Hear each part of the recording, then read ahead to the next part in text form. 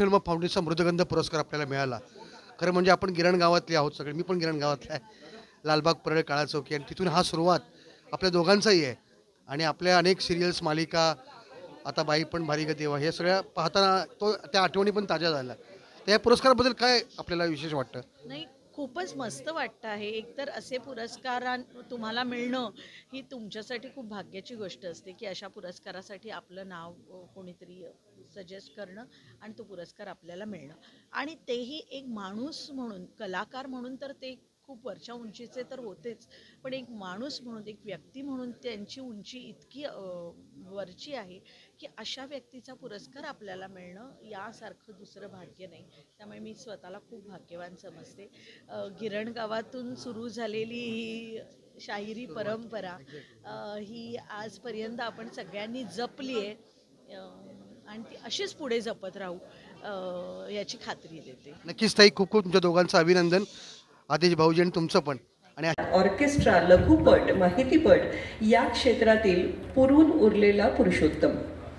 अफाट, अचाट, भन्नाट, सैराट ही GD आर्टचे कला शिक्षण, त्यातून कल्पक डिझाईन्स, जाहिरात क्षेत्राची दुनिया या मंडळी सादर करूया या प्रायोगिक ग्रुपमधून रंगभूमीवर टाकलेलं पाऊल आणि नंतर या क्षेत्रात घेतलेली झेप, केलेले प्रयोग नाट्य क्षेत्राला नवी उभारी, नवी दिशा, नवे चैतन्य देणारे ठरले.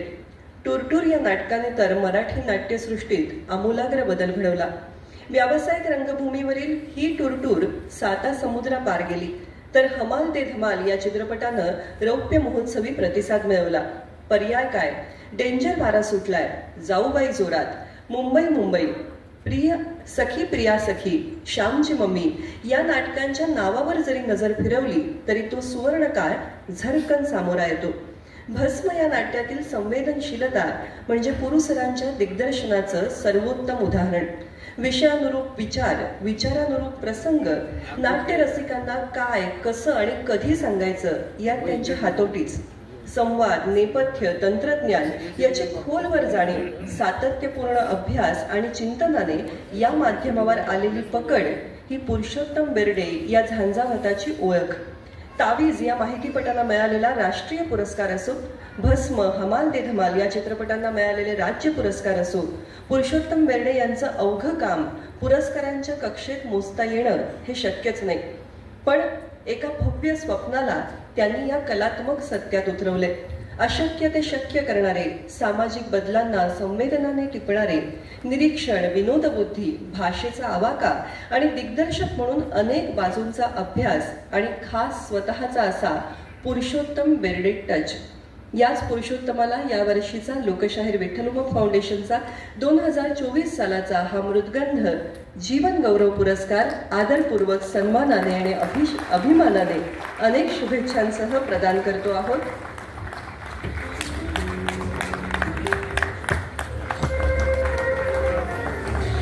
मी सर्व मान्यवरांना कृपया पुढे येण्याची विनंती करते.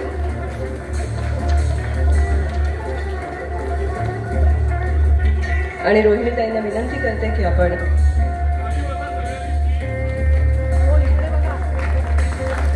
प्रेक्षक मानवंदना देण्यासाठी उभे राहिलेले आहेत. आपल्या सगळ्यांच्या मनातल्या भावनेचा निश्चितच आदर आहे.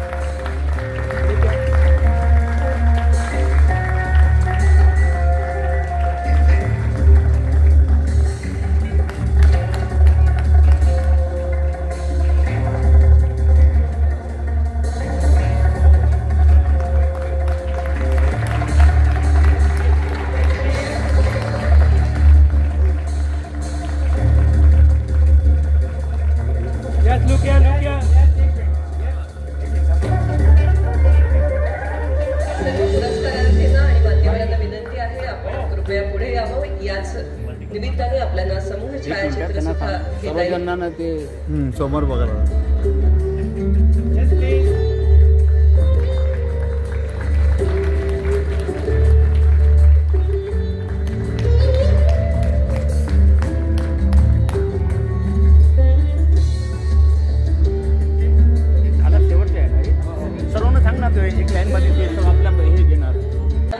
असतात तेव्हा 7 रंगांचं एक इंद्रधनुष्य मनात गिरकी घेतं, स्वतःभोवतीच फिरकी घेतं आणि बैठकीची लावणी सादर करताना सुरेखाबाईंनी केवळ भुवया नाचवून जी अदाकारी केलेली असते ती आठवते आणि आठवतो मराठी लावणी लोककलेचा 30 वर्षाचा प्रवास.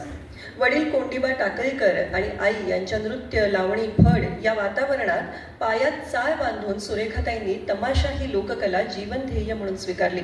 लोकनाट्य म्हणजे केवळ परफॉर्मन्स नसतो, तर काळजाला हात घालणारी, वयाचं भान विसरायला लावणारी ती अदाकारी असते. तंबूतील तमाशा रंगमंचावर आणताना सुरेखाताईंनी नटरंगी नार सादर केली आणि नव्या पिढीला, नव्या शहरांना, नव्या रसिकांना अस्सल मराठमोळी लावणीची धुंदी अनुभवायला मिळाली. विजेसारखी चपळता, अस्सल अभिनय, घायाळ अदा आणि गोड गळा. सुरेखाताई पुणेकरांनी रसिकांना कधी शब्दांनी घायाळ केलं तर कधी बाणाने. केवळ महिला प्रेक्षक वर्गांसाठी त्यांनी नटरंगी नार लावणीचा बार उडवला, विश्वविक्रम प्रस्थापित केला. कारभारी दमानं ही लावणी तर आजही लोकप्रिय आहे. देश विदेशात जिथे जिथे मराठी माणूस आहे तिथे तिथे लावणी पेश करून या लोककलेला रसिकाश्रय देण्यात सुरेखाताईंचं योगदान इतिहास कधीही विसरणार नाही. जिजाऊ पुरस्कार, कलारजनी, गदिमा असे अनेक कला पुरस्कार लाभले. कर्तृत्वाला, कष्टाला, ध्येयाला 4 चांद लाभले. सुरेखाताईंच्या आयुष्यातील संघर्ष, कष्ट, जिद्द, कौशल्य, प्रयोगशीलता एका आदर्श वर्णावर आज उभी आहे. काळाच्या पडद्याआड काहीच जात नसतं. जे रंगमंचावर, फडावर, तमाशाच्या बारीवर अदृश्य स्वरूपात धुपासारखं सुगंधितच असतं, हाच सुगंध या पुरस्काराला आहे, आपल्या मृदगंध पुरस्काराला आहे. आपल्या प्रदीर्घ कलासेवेचा आणि प्रदीर्घ अदाकारीचा सत्कार करताना आम्हाला अतिशय आनंद होत आहे. या मृदगंध लोककला पुरस्काराचा आपण स्वीकार करावा ही विनंती. मी डॉक्टर प्रकाश खांडगे सरांना विनंती करते. लोककलेच्या क्षेत्रातील इतका मातब्बर अभ्यासक आणि पंडित आपल्या बरोबर आहेत. डॉक्टर प्रकाश खांडगे सर नेहमीच आमच्या पाठीमागे दीपस्तंभासारखे उभे असतात. Yes sir. आणि लोककलेच्या क्षेत्रातलं त्यांचं योगदान अतुलनीय असं. तेव्हा त्यांच्या हातून सुरेखाताईंचा हा सन्मान. लुकिया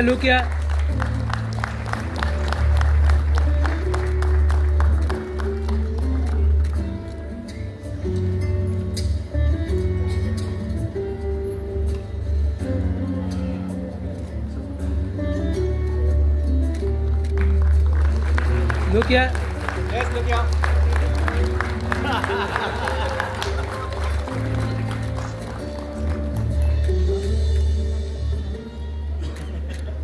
सुरेखाताई, या निमित्ताने तुमचं मनोगत ऐकायला आम्ही सारे उत्सुक होतो. माझा हात मला पीने दे रे मला, पीने दे रे मला, पीने दे.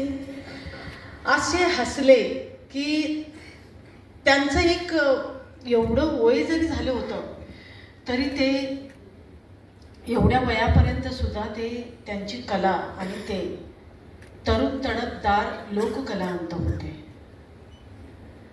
अशा महामानवाचा मला पुरस्कार मिळतोय याबद्दल मी संदेश उमप आणि त्यांची मिसेस त्यांची मी खूप खूप आभारी आहे की ज्या कलावंताने आज महाराष्ट्र गाजवला, त्यांचे गाणी, त्यांचं सगळं काही बघताना आणि आज तो दिवस आपण निवडलेला आहे की त्यांच्या कारकिर्दीचा उजाळा म्हणून आज आपण पुरस्कार नंदेश उमेपनी आणि त्याच्या मिसेसनी जो हा मोठा पराक्रम केलेला आहे की त्यांच्या आठवणी जिवंत ठेवलेल्या आहे. खरंच अशी मुलं सर्वांना असावीत.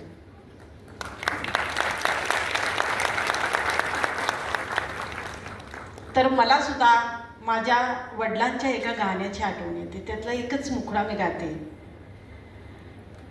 लाख मोलाची एक झोपडीला भले, लाख मोलाची एक झोपडीला भले, रंगमहालाची आशा कशाला करू, लाख मोलाची एक झोपडीला भले. जुने कलावंत असे होते की त्यावेळेला पैसा नव्हता, पण कला महान, व्यासपीठ नव्हतं. आता जे व्यासपीठ आहे आत्ताच्या कलावंतांना ते खूप मोठं आहे आणि लगेचच न कष्ट करता पुढे येतात.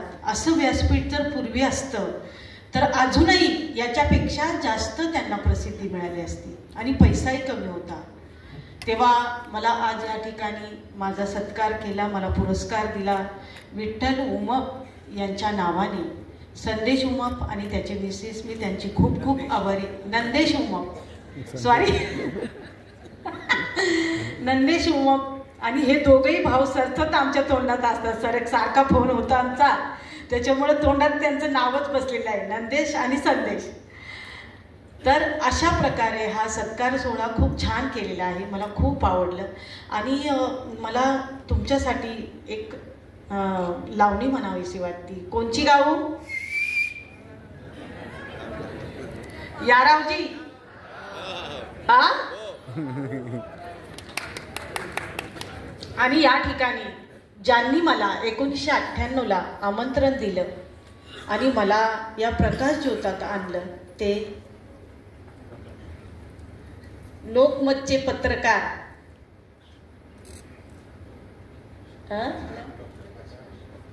डॉक्टर प्रकाश खांडगे. आज मला अतिशय आनंद वाटतो की त्यांच्या हस्ते माझा सत्कार झाला. मी धन्य झाले, मला खूप खूप बरं वाटलं. 1998ला नारायणगावपाशी त्यांचं पण गाव आहे. मी तमाशाच्या फडात होते.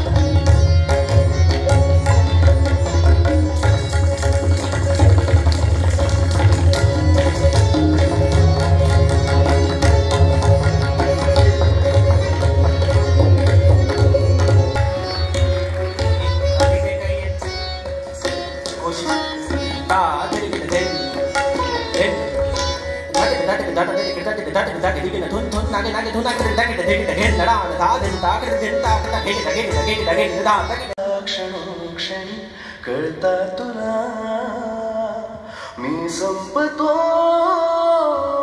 रोखू कशी तगमग आता ही रोजची नजरेतूनच माझ्या सांगतो तुला मी सारे समजेल का तुला काही बंध तोडून हे सारे मिसळून तुझ्यात जावे वाटते आता खुळ्या परी हृदयात वाजे समथिंग सारे जग वाटते हॅपनिंग असतो सदा आम्ही आता ड्रीमिंग. थँक्यू. आणि अजून एक जाता जाता आता थोडीशी भीती गेली आहे त्यामुळे की हा पुरस्कार जेव्हा मला मिळणार असं कळालं होतं